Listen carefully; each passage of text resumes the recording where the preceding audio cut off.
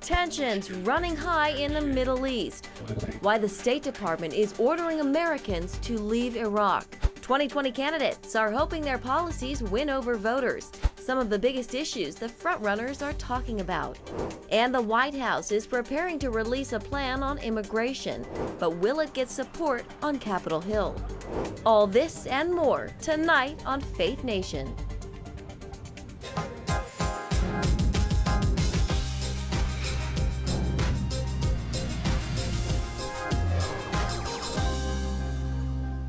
Growing tension between the United States and Iran tonight. Welcome to Faith Nation. I'm John Jessup. And I'm Jenna Bratter.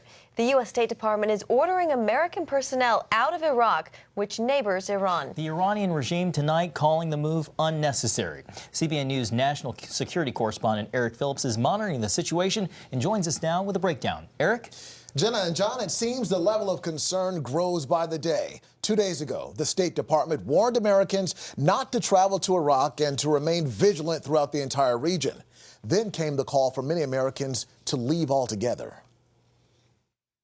You can see the notice on the website for the U.S. Embassy in Iraq calling for non-emergency government employees to leave the country. This latest move resulting from fallout over the Iran nuclear deal, increased U.S. military presence in the region, and the attacks on Saudi oil tankers and a pipeline. Iran's supreme leader, Ayatollah Khomeini, said on state TV, while the U.S. seems to be provoking a confrontation that, quote, no one is seeking war. In the same speech, however, he talked about how easy it would be for Iran to bolster its nuclear weapons, a sentiment echoed by other leaders of the regime. We have renounced any military escalation in the region. I would assure you that Iranian government and Iranian armed forces are fully ready for any eventuality in the region. The U.S. has about 5,000 troops in Iraq and another 2,000 in Syria as part of a coalition to defeat ISIS. The deputy commander for that global coalition plays down the threat. No, there's been no increased threat from Iranian-backed forces in Iraq and Syria. We're aware of their presence, clearly, and we monitor them along with a whole range of others because that's the environment we're in. But CBN News Middle East Bureau Chief Chris Mitchell reports that key intel has been passed along. I can confirm that it was Israel that provided much of that intelligence about credible support, credible attacks by Iranian forces or its proxies against U.S. interests in the region, or perhaps Israeli interests. Now, Iranian forces have gone so far as to say that the U.S. attacked those Saudi oil tankers and then blamed it on Iran to create a more hostile environment. The U.S. is obviously not co-signing that theory, but says it has to prepare for whatever comes next. Eric, where does Iraq stand in all of this? Kind of in a precarious position because Iraq is really between the two. It has good relations both with the U.S. and with Iran and really doesn't want to choose sides. Leaders in Iraq are instead trying to appeal to both sides for reconciliation. All right. National Security Correspondent Eric Phillips, thank you. All right. Well, from the Middle East to China to Venezuela, Trump has a full plate when it comes to foreign policy. Earlier today, I talked with Chris Garcia, former Trump White House advisor and Commerce Department official, about everything from the growing threat of Iran to the ongoing trade war with China. Well, John, so China's been taking advantage of the United States for decades. And the way they've been able to do that is by waiting out administrations. They'll get to a point with an administration where they think they're going to make a commitment, or the American presidency is going to, get some concessions out of China, but ultimately they kick the can down the road and they don't deal with the problem at hand. What's different about this administration is that President Trump is actually making good on the threats that he has issued to China. He will impose tariffs on Chinese imports. He will make sure the Chinese economy hurts if they don't stop stealing American intellectual property, forcing technology transfers, allowing cyber espionage to happen, having these trade imbalances with tariffs and non-tariff barriers. So these are the real issues at hand. And so the president knows that we have to keep the pressure up on China now.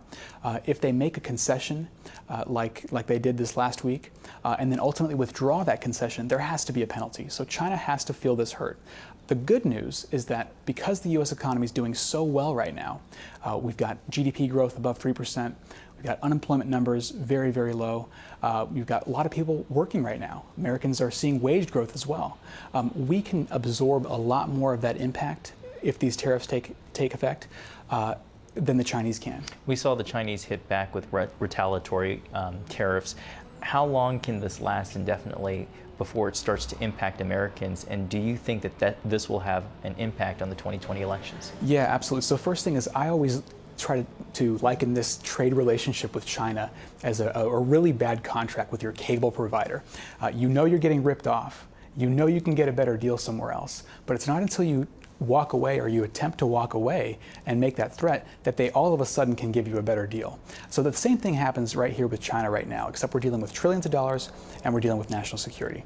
Those are going to be major factors for both consumers and for the president as he seeks re-election in 2020. Number one, the president knows that China is going to try to wait this out to have a new president in 2020. And so that's why we need to make sure we, as Americans, come together and agree, just as Senator Chuck Schumer has in supporting President Trump's approach to China, agree that we have to make China feel the heat if we're to really get them to make some concessions and change their behavior. On the consumer side, on the business side, we have to understand as Americans that this is really a national security issue. So going into the election, Americans have to know that this is a serious issue. We have to find a way to get China to come back to the table, actually make their agreements enforceable, and then we can look for that ultimate, goal of no tariffs, no non-tariff barriers, and zero subsidies. Chris, I want to turn to the Middle East real quickly Sure. and ask, what do you make of the decision to send the U.S. aircraft carrier into the Middle East? Well, so firstly, that deployment is a great example of President Trump's commitment to ensuring U.S. national security. Of course, we don't want to see American boots on the ground, and so this deployment is really a test that I think the White House is showing. We want to make sure, number one, that Iran knows that we mean business. We have to also see if this is a way that we can have U.S. air support and the air threat be enough to deter Iranian expansion, and then also get them to reverse the malign behavior and stop the malign behavior. So intelligence has detected some type of a threat. Whether that's an imminent threat or not is not the question. It's how soon or what the time frame is that the Iranians would act in a lethal manner. Well, a global movement against Israel called Boycott, Divestment and Sanctions, or BDS, is gaining steam in Congress. But one group is on a mission to stamp it out. CBN News Capitol Hill correspondent Abigail Robertson joins us with the latest effort to put the brakes on the anti-Israel push. Abigail? Well, the move to force a vote to protect Israel comes as Israelis celebrate the founding of the Jewish state amid renewed Palestinian protest.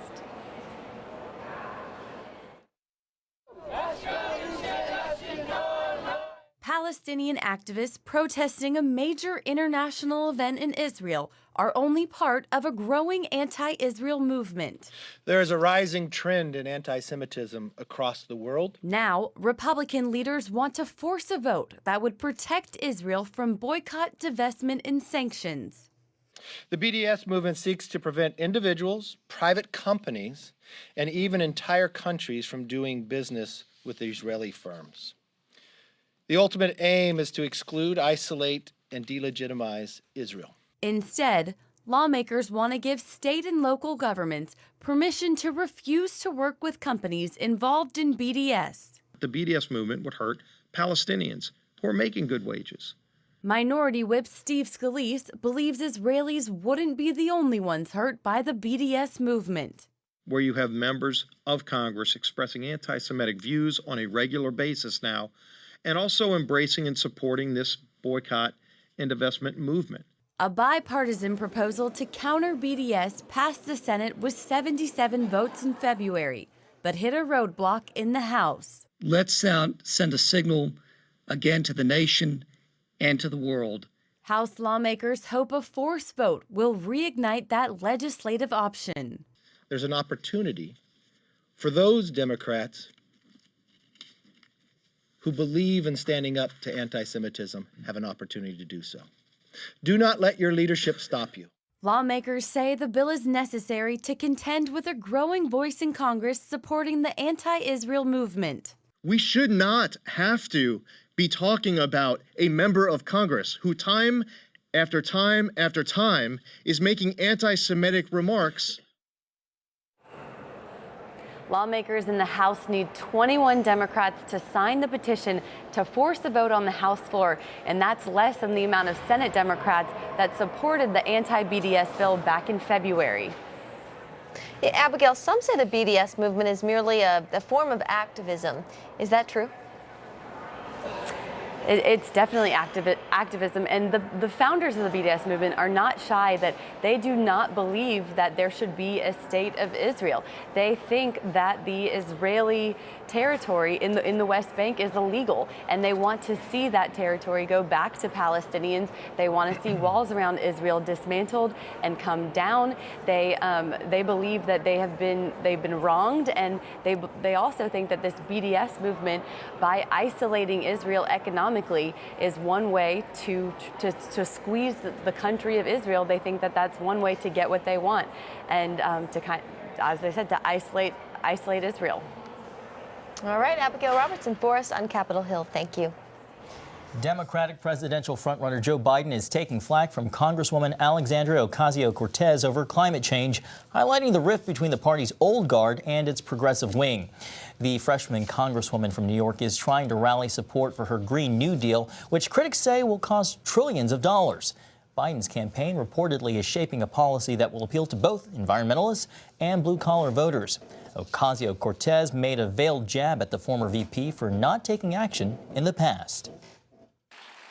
And I will be if the same politicians who refused to act then are going to try to come back today and say we need a middle of the road approach to save our lives. That is too much for me. Biden says that he's not middle of the road, and he does believe climate change is a threat. Well, from health care to gun control, the 2020 Democrats are starting to give us a glimpse into their would-be presidencies. Here's CBN News Washington correspondent Amber Strong with where the candidates stand on the major issues. We know there are more than 20 Democrats running for president, but how do they stack up when it comes to policy? Let's look at the top 5 in the polls one by one. Starting with the frontrunner Vice President Joe Biden. So far, he's lacking when it comes to policy specifics and facing pressure from progressives, particularly on issues like climate change. Biden's response so far? Check my record. On the other hand, Senator Bernie Sanders is rolling out several initiatives hitting heavily on climate change. He's all in for the Green New Deal and a ban on fracking, while he supports the construction of high-speed passenger rails. Sanders calls for free tuition at trade schools and colleges. Finally, some might call him the architect of the Medicare for All push, leaning heavily into health care and calling for a controlled price on prescription drugs. Hello, Cincinnati! But when it comes to policy, Senator Elizabeth Warren has consistently been a heavy hitter. She announced a plan to cut up to $50,000 of student loan debt. Warren also plans to tackle high mortality rates among pregnant women, specifically African Americans, by incentivizing providers with lower death rates. She's also pushing for universal child care, a $700 billion plan linking the federal government with schools, nonprofits, and faith-based organizations to ensure no U.S. family spends more than 7% of their income on child care. Senator Kamala Harris introduced what's being called the most aggressive gun control initiative yet, vowing to bypass Congress if necessary and enact a ban on the import of assault weapons. She also calls for the ATF to strip licenses from gun dealers who break the law. When it comes to rising star Pete Buttigieg, the policy plate is a bit empty for now. We know he supports getting rid of the Electoral College, but is light on the specifics. Now, President Obama faced similar criticism early on in his run to the White House that he didn't have enough substantive policies, but it worked out okay for him in the end, so time will tell. Amber Strong, CBN News in Washington. And here with us now is ABC News' Rick Klein, political director for ABC News. Rick, thanks for joining us. Hey, guys.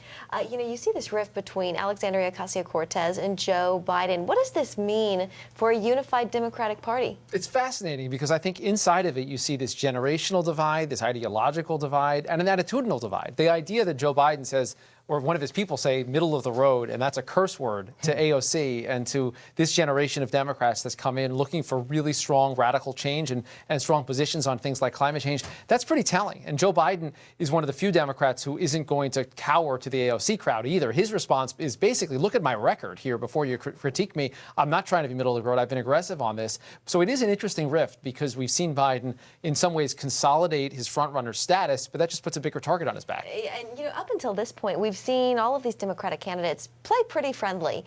Is this kind of a changing point? Well, it can't last. And here's why. We've got now 23 or 24 Democrats running. The first debate is at the end of June, and the Democrats have already said there are only 20 candidates allowed. So that's the first marker. There's going to be people that are excluded there. And I think more broadly, because you have such a strong front-runner right now in Biden and Bernie Sanders with his wide name recognition as well, you're going to have 20 or so other men and women who are going to have to position themselves somehow. And that means drawing contrast. So, yes, they have tried out the politics of nice so far. I don't think it can last. Biden shot back at AOC's jab, if you will, and said, just take a look at his record on climate change. But if you play that out, doesn't he run into problems with his former stances on crime in the Iraq War? Sure. And look, he's got a record that goes back longer than anyone in public life today. He was elected to office before Roe v. Wade was even decided. It's just an enormously big paper trail. And what counts as progressive, what counts as a strong liberal democratic position in, say, 1973 or 1983 or 1993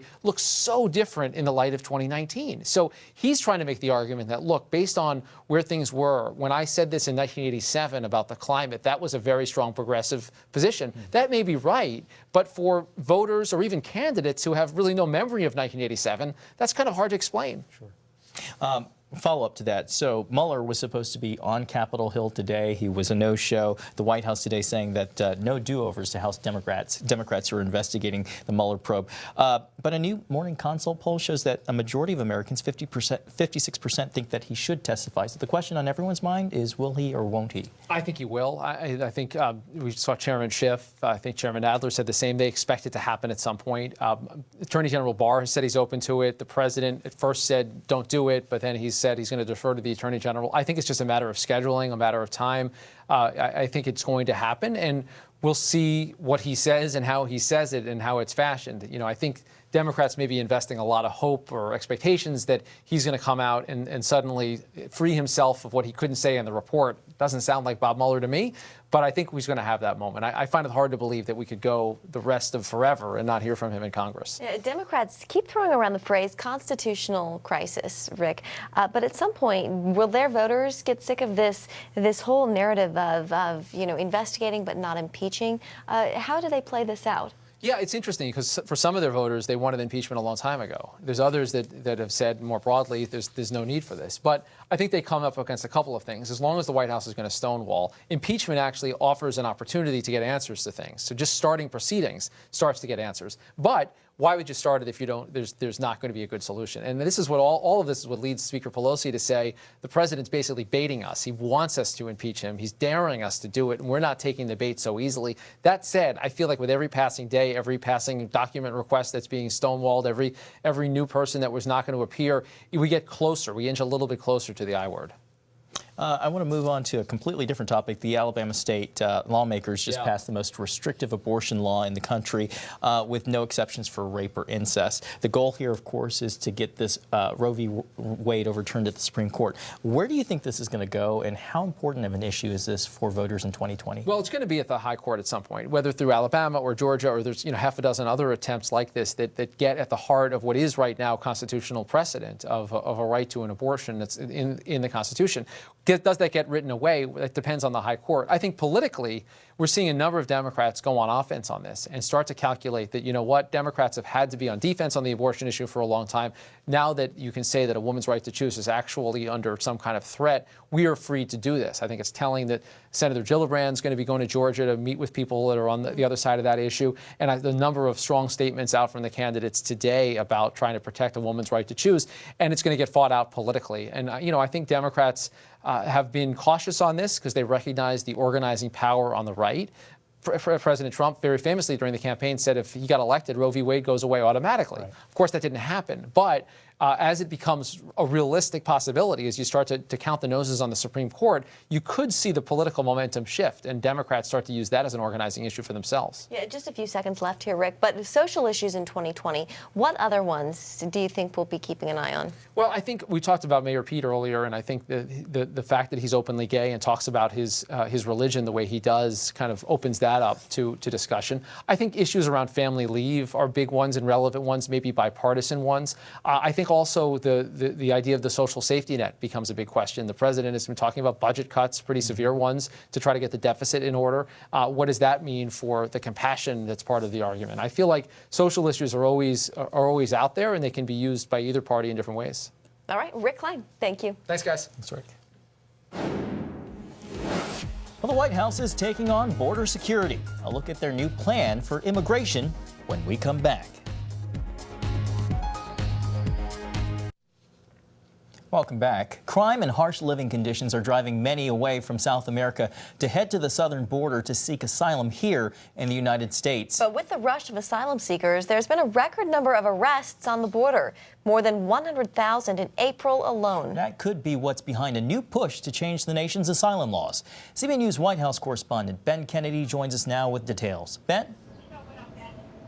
John, Jenna, Senator Lindsey Graham is introducing a bill he says would stop 90% of illegal immigration from Central America. He blames Republicans and Democrats for letting this problem fester and that they need to tackle the crisis now. The situation we have on the border today is horrible. Senator Graham says he has a plan to fix it. If you're an unaccompanied minor from Central America, under our law, we can only hold you 20 days. His proposal would increase the detention of migrant children to 100 days. So that the family can be detained humanely and we can get the claim processed and not have to release them into the country. The bill would close loopholes, add 500 judges to deal with the backlog of some 900,000 claims. To top that, new claims would now be filed in the migrant's country of origin, not in the U.S. We're going to try to set up a facility in Mexico. No more asylum claims at the U.S. border if you're from Central America. This proposal comes after President Trump's son-in-law and advisor Jared Kushner led a team to Capitol Hill to present the White House's plan, which moves U.S. immigration towards a merit-based system. Tremendous problems are caused at the southern border, from drugs to the wrong people being allowed to come in because of a corrupt and broken system that can be changed in 20 minutes. If you look at this problem and you think the bad guys are the men and women at DHS, the Border Patrol, Labor HHS, you're missing the point. The bad people are the smugglers. The good people are the ones who are trying to humanely take care of a problem that's overwhelming the system. Senator Graham says he's willing to sit down with Democrats and listen to other ideas to potentially marry up with his proposal. We are also hearing the White House could release their immigration plan as early as Thursday. That's the latest outside the White House. Ben Kennedy, CBN News. Well, coming up, a look at the controversial abortion measure that is heading to the governor's desk in Alabama.